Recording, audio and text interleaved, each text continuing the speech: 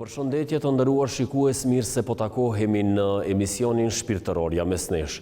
Emision ky që i kushtohet trashëgimisë kulturore e shpirtërore. Në këtë epizod ndodhemi në xhaminë e Ali Pashës në qytetin e bukur të Ohrit, për të mësuar më shumë se cili është historiku i kësaj xhamie, çfarë karakterizon atë, cila është specifika dhe tradita e kësaj xhamie. Ai i cili na shoqëron në këtë bashkëbisedim është myftyi i Ohrit Samet Efendi Ajdari, me të cilin do të flasim për të gjitha detajet. Myftyi nderuar, ky emision i kushtohet trashëgimisë kulturore e shpirtërore, objekteve të kultit dhe historikut të tyre. Kur jemi tek xhamia e Ali Pashës, cili është historiku i kësaj xhamie? Në radhë parë nderuar, më lejoni që një herit t'ju shpreh falënderimet e mia për ftesën të cilën e bët të jemi pjesë emisionit tuaj dhe t'ju dëshiroj mirëseardhje gjithashtu në qytetin e Ohrit, pikërisht në xhamin e Ali Pashës, dhe Zotje qoftë razi me ju dhe ju shpërbleft me të mirat e tija të pakufishme. Shfrytëzoj rastin gjithashtu t'ju uroj gjithë besimtarve musliman muajin e bekuar të Ramazanit, duke dëshiruar agjerim, lutje të pranuara tek Zoti i madhëruar. Ne sot, siç e përmendet, jemi në xhamin qendrore të muftinisë të Bashkisë Fetare Islame në Ohr. Xhamia e Ali Pashës është një ndër xhamit më të vjetra të qytetit. Ajo është në qendër të qytetit, është afër Çinarit apo Serrapit të qytetit, i cili gjithashtu është një ndër monumentet historike të qytetit, ose është përballë xhamisë tjetër e cila e ka emrin Zejnel Abedin Pasha, po ashtu këtu në qendër. Xhamia e Ali Pashës është xhamia e cila daton prej vitit 1573, ose thënë daton prej fundit të shekullit të 15 dhe fillimit të shekullit të 16. Sigurisht se kjo xhami është ndërtuar në vakëfin, sipas të dhënave pra, në vakëfin e Sulejman Begut. Ky vakëf i cili ka përfshi një territor pak të gjerë, më të madh, përveç vendit të xhamisë ku e kemi sot, ka përfshirë një territor më të gjerë, më të madh, deri afër limanit të liçenit të Ohrit. Prej këtu deri tek limani i liçenit të Ohrit, do të thotë ka qenë vakëfi i Sulejman Beut. Ose, sipas të një të dhëne, do të thotë vakëfi i cili ka përfshi territorin prej xhamisë së Ali Pashës deri tek xhamia Haxhi Kasëm. Xhamia Haxhi Kasëm, që për fat të keq sot nuk e kemi, është edhe ajo vendi ose ku ka qenë ajo është afër limanit të liçenit të Ohrit, është xhamia e cila është rënuar nga sistemi komunist në vitin 1953. Përsa i përket xhamisë së Ali Pashës,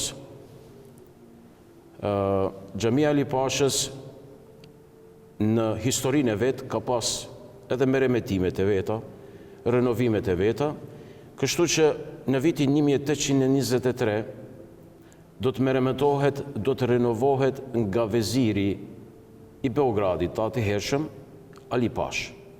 Dhe është karakteristike e asaj se pasi bëhet renovimi, meremetimi i xhamisë, do të merr edhe vetë emrin Xhamia Ali Pash. Përndryshe, përpara kësaj, xhamia ka pas emrin Sulejman Beg. Gjithashtu kemi të bëjmë me meremetime të ndryshme edhe në 100 vjeçarin e fundit, si ato të viteve të 60-ta, si ato të viteve të vitit 2004, që është bërë me vetë iniciativë të pikërisht të muftinisë këtu të vendit dhe me kontributin e besimtarëve të vendit, po ashtu dhe renovimi apo si rekonstruimi, meremetimi i fundit i cili është bërë xhamisë, që sot e shohim ose e kemi në formën origjinale të saj, ashtu siç janë të dhënat prej kohës së Sulejman Beut domethënë edhe sot e kemi në formën origjinale të saj, me do të thotë renovim apo si rekonstruim të viteve 2017-2019. Donacion i drejtorisë së Vakfit të Republikës së Turqisë në bashkëpunim me Bashkimin Fetar Islame dhe një protokoll i nënshkruar nga dy qeveritë e atëhershme të Republikës së Maqedonisë së Veriut dhe Republikës së Turqisë. E shohim që është një xhami e madhe dhe frekuentuese. Po. Çfarë e karakterizon këtë xhami? Cila është specifika, të themi, e veçantë e kësaj xhamie? Po. Do thotë xhamit në qytetin e Ohrit janë kryesisht të periudhës së perandorisë osmane. Dhe karakteristikat e këtyre xhamive, por edhe xhamia Ali Pashës, është në stilin osman. Dhe kemi të bëjmë me një kupol të madhe, që lartësia e saj është dikundi afër 14 metra.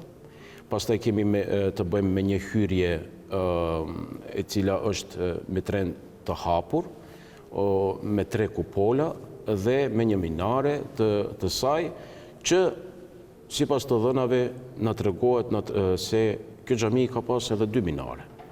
Domethënë 2 minare, ka pas një nënën e djathtë, nënën e majt, po kështu që nuk kemi bash të dhëna të tilla, vetëm se me renovimin e fundit është bërë edhe ose u rekonstrua edhe minarja e saj. Përndryshe, xhamia është gjithashtu aktive dhe ka një rol të veçantë në qytetin e Ohrit, për arsye se është domethënë xhamia qendrore e Muftinisë dhe këtu bëhen të gjitha aktivitetet, manifestimet, programet, përveç asaj të cilës domethënë i kemi të përditshme, kryerjen e obligimeve namazit, organizimin e muajit të bekuar të Ramazanit, siç ishit dëshmitarë edhe vetë, se këtu kemi aktivitetin, do thotë, të mukabeles gjatë muajit të bekuar të Ramazanit. Dhe kjo është një traditë e xhamisë, të themi, ndjekja, leximi i Kuranit famlar gjatë muajit të Ramazanit. Kjo është një traditë, mund të themi lirisht shekullore, që është trashëguar prej të parëve dhe vazhdojmë edhe ne sot, do të thotë, këtë traditë dhe do të vazhdohet inshallah edhe në të ardhmen. Pra janë 10 hafiz kështu rregullisht që lexojnë. Janë imamët e rregullt të qytetit, të cilët kështu ka qenë edhe tradita, imamët e rregullt të qytetit lexojnë mukabelen, përndryshe ky aktivitet bëhet edhe një xhami tjetër. Do thotë 2 hatme të Kuranit bëhen në 2 xhamit e qytetit, në xhamin Kullugulli para namazit të drekës dhe në xhamin Ali Pashës këtu para namazit të ikindis lexohet nga një pjesë ose një gjuz të Kuranit famlar për çdo ditë të muajit të bekuar të Ramazanit. Kjo është tradita që ndjek xhamia Ali Pashës.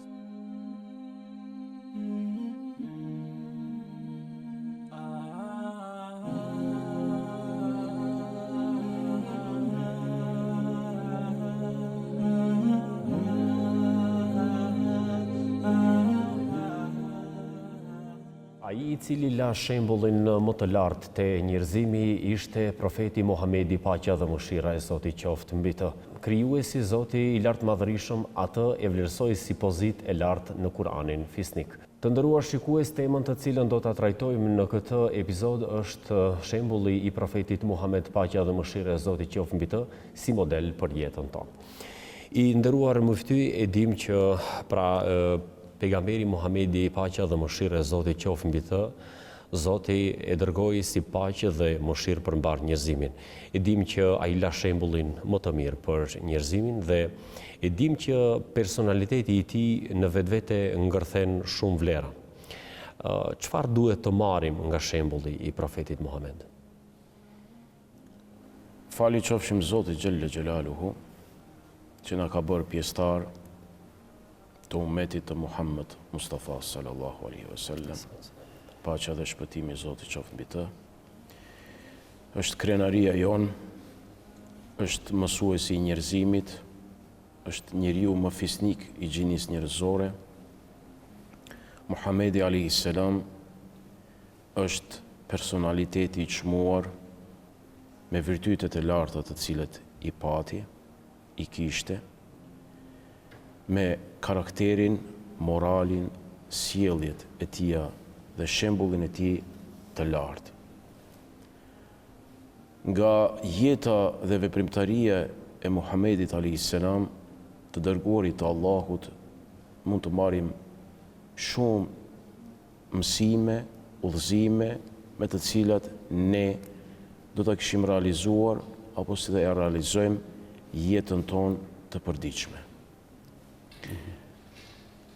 Ajo e para me të cilën do të ishte më e mira që ne si model të kemi Muhamedin alayhis salam është ashtu të cilën e kishte edhe vetë pejgamberi Muhamedi alayhis salam, dashurinë dhe respektin ndaj krijuesit Allahut të mëdhëruar. Dhe kjo realizoheshte me sinqeritetin më të madh nga i dashuri Allahut, Muhamedi alayhis salam, dhe me përkushtimin më të madh të gjitha faljet, lutjet të cilat i bënte pejgamberi Muhamedi alayhis salam, pra i gjente mundeshin të gjenë në këtë formë në përkushtim dhe me sinqeritet të madh ndaj Allahut të madhëruar.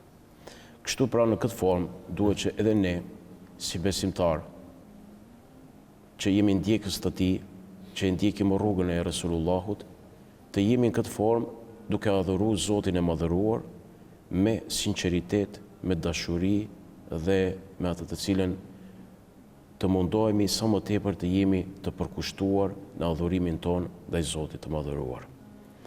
Pastaj tjetra, ka modeli i Muhamedit alayhis salam, të flasësh për pejgamberin Muhamedin alayhis salam, me të vërtetë ndoshta edhe nuk do ta kishim përfunduar emisionin, por edhe nuk do ta kishim kompletuar me pak fjalë, domethënë modelin e Muhamedit sallallahu alaihi wasallam, por ja që do të përmend vetëm disa shembuj.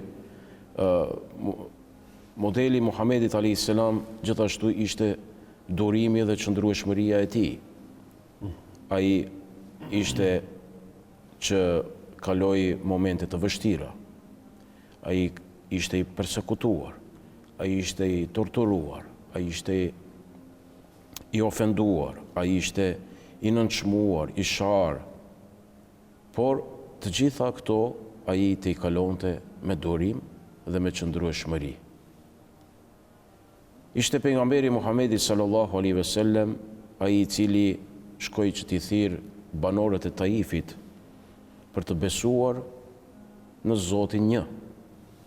Po ishte në formën më brutale, më nënçmuese, i pritur nga banorët e Taifit. Dhe çka? U largua prej tyre, i gurzuar, i nënçmuar, i sharë, u largua prej tyre, edhe me durimin të cilin e pati, i luteshte Zotit për udhëzimin e tyre.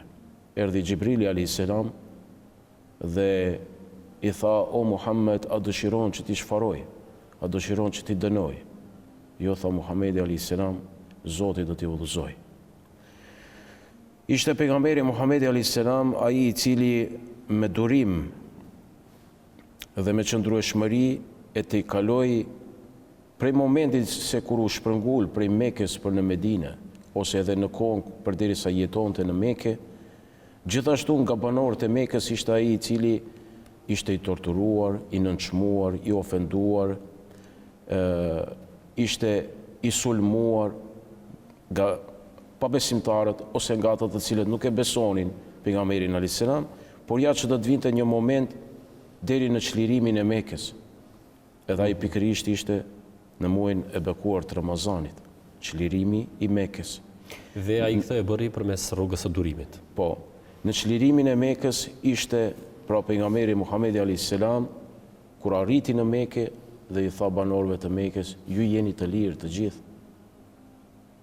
Me durimin dhe qëndrueshmërinë të cilën e pati Muhamedi alayhis salam, përsëri u kthy në vendlindjen e tij dhe i liroi që të gjithë. Nga modeli i Muhamedit alayhis salam është mëshira dhe dëmshuria. Ai mëshironte çdo këndin. Ai mëshironte edhe të voglin, edhe të madhin, edhe gruan, edhe fëmijën, edhe të moshuarin. Ai mëshironte edhe të varfërin. Ai mëshironte edhe kafshët, ai mëshironte po bile edhe armikun. Që në kupton? Që në kupton se Allahu i madhëruar në Kur'anin famulart na ka treguar se atë ka dërguar wa ma arsalnake illa rahmatan lil alamin. E ne ty të dërguam o Muhammed rahmet, mëshirë për mbar botrat, për mbar krijesat, për mbar njerëzimin, për mbar çdo gjë të cilën e ka krijuar Zoti Xhelle Xhelaluhu. Pra Allahu i madhëruar është Muhamedi alayhis salam, është mëshira, rahmeti. Kështu që çdo gjë të cilën pejgamberi Muhamedi alayhis salam e te kalonte atë me durim, me qëndrueshmëri dhe me mëshirë dhe dhemshuri. Në këtë formë pra na mëson pejgamberi alayhis salam që edhe ne të jemi të atill që të bëhemi të durueshëm në rrugtimin ton, të bëhemi të qëndrueshëm në rrugën e Zotit dhe gjithsesi të jemi të mëshirshëm ndaj të tjerëve dhe të qëndrueshëm në fenë e Zotit Xhelle Xhelalu. Pastaj, ne model të Muhamedit sallallahu alaihi wasallam e kemi edhe modestinë e pejgamberit Muhamedit alayhis salam. E kemi edhe thjeshtësinë e pejgamberit Muhamedit shumë e rëndësishme kjo. Po, modestia që edhe pse ai ishte udhëheci i ummetit, ishte i dërguar i Zotit, ai pati mundësi që të jetë, domethënë, njeriu më i lartë, por ai ishte njeriu më i modest, më i ulët, e vlerësonte veten më të ulët, më modesti dhe i silleshte me të gjithë me moralin më të bukur të cilën e pati ai dhe me modestinë e tij. Shembulli i Muhamedit alayhis salam shohim që ai ka reflektuar pra në historinë e njerëzimit me përmasa të ndryshme. Muslimanët sot si duhet t'i përvetsojnë nga vlerat që kishte pejgamberi Muhamedi alayhis salam? Ne gjithsesi mbështetemi në fjalët e Zotit. Ne mbështetemi në Kur'anin famulart, mbështetemi në atë të cilën na ka dërguar Allahu nëpërmjet të dërguarit të tij Muhamedit alayhis salam. Allahu i madhëruar thot: "Laqad kana lakum fi rasulillahi uswatun hasana." Ju keni shembullin më të mirë, më të bukur në të dërguarin Muhamedin alayhis salam. Pra me ajetin kuranor ne nënkuptojmë se Zoti na mëson që të marrim shembullin nga Muhamedi sallallahu alaihi wasallam. Dhe atë shembull që ne ta kemi në rrugtimin ton, në jetën e përditshme, që ne ta kemi modelin ton, që ne të kemi vlerat e tij në jetën tonë të përditshme, ne duhet të njohtohemi, ta njohim Muhamedin alayhis salam. Dhe mënyra më e mirë për ta njohtur Muhamedin alayhis salam është ne që ta mësojmë jetën e tij. Është ne që ta studiojmë jetën e tij. Është ne që të jetojmë me traditën e tij. Përderisa do të mësojmë, do ta studiojmë, ne gjithsesi edhe do ta duam edhe më tepër të dashurinë e Allahut Muhamedin alayhis salam dhe atë do ta ndjekim në çdo hap të jetës tonë. Dhe kështu pra në këtë formë është edhe një shkencë në vete e cila mirret me jetën e pejgamberit Muhamedit alayhis salam që ka emrin Sira dhe jetëshkrimi i pejgamberit Muhamedit alayhis salam. Pra kjo është forma më e mirë duke mbështetur në atë të cilën Zoti na mëson dhe duke e mësuar jetën e pejgamberit Muhamedit alayhis salam, studiuar atë me formën më të mirë të mundshme e cila na jepet. Cila ishte, të themi, qasja e pejgamberit me shoqërinë, me njerëzit, me familjen, në mënyrë që edhe ne në këtë kohë bashkëkohore të përfitojmë nga shembulli i tij? Do thot pejgamberi Muhamedi alayhis salam ishte ai i cili na i hapte, na i ka dhënë vlerat dhe është ai i cili na mëson për raportet të cilat ne duhet të sillemi me njerëzit, pavarësisht se kujt gjuhë i takojnë, kujt race i takojnë, kujt feje i takojnë, ne do të cilemi në formën më të mirë të mundshme, ashtu siç na mëson pra i dërguari i Allahut dhe siç ka mësuar, siç ka bërë vetë i dërguari i Allahut.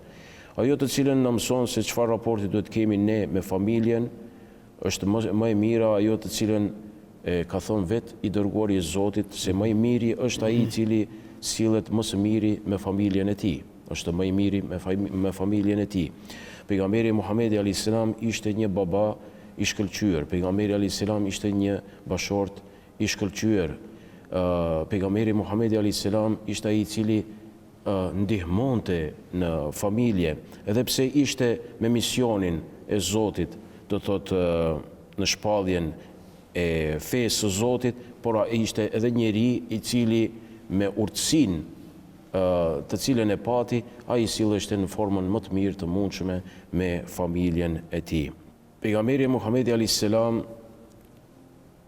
nga ajo se si silleshte me fqinjët, gjithashtu është një nga raportet e mira të tij dhe që na mëson edhe ne që ne duhet të jemi të sjellshëm, të kujdesshëm ndaj fqinjëve tanë. Është ai i cili na thoshte se vinte Xhibrili rregullisht për të më këshilluar për fshiun, për kojshiun, ishte ai i cili rregullisht më këshillonte dhe unë kujtoja se një ditë do t'i caktoj edhe trashëgimi, do më thënë kojshiut.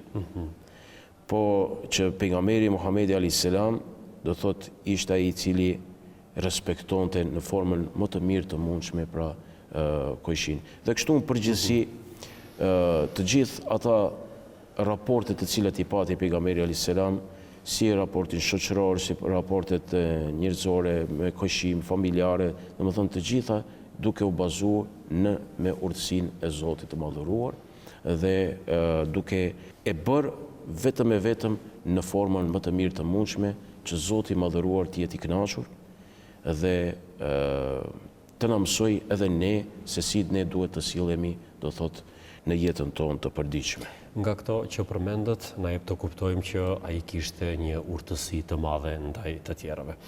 Me ty nderuar, cili është mesazhi juaj për të gjithë spektatorët të cilët po na ndjekin në këto momente? Mesazhi ynë do të ishte, megjithëse jemi edhe në muajin e bekuar të Ramazanit, jemi duke i përjetuar ditët e para, netët e para të muajit të bekuar të Ramazanit, të mundohemi të shfrytëzojmë në maksimumin ton muajin e bekuar të Ramazanit për të mirën ton, duke pas për qëllim që ta ushqejmë shpirtin ton dhe ta afrohemi sa më tepër tek Zoti i Madhëruar. Edhe gjithsesi të jemi të denjë, të jemi të drejtë, të jemi të mirë dhe të mundohemi që sa më tepër të mësojmë nga jeta dhe veprimtaria e pejgamberit Muhamedit alayhis salam, që të realizojmë jetën tonë sa më mirë dhe sa më bukur, që Zoti Xhelle Xhelalu të jetë i kënaqur me ne, por edhe që ta gjejmë shpëtimin tonë si në këtë botë, po ashtu edhe në botën tjetër të ahiretit. Unë ju falenderoj shumë që ju na keni mirëpritur në xhamin e Ali Pashës dhe jo vetëm edhe në qytetin e Ohrit, dhe ju falenderoj shumë gjithashtu që keni gjetur kohë për të folur mbi këtë temë. Faleminderit gjithashtu. Të nderuar shikues, këtu jemi në fund të këtij bashkëbisedimi. Unë ju falenderoj shumë për vëmendjen. Deri në episodin e ardhshëm, mirupafshim.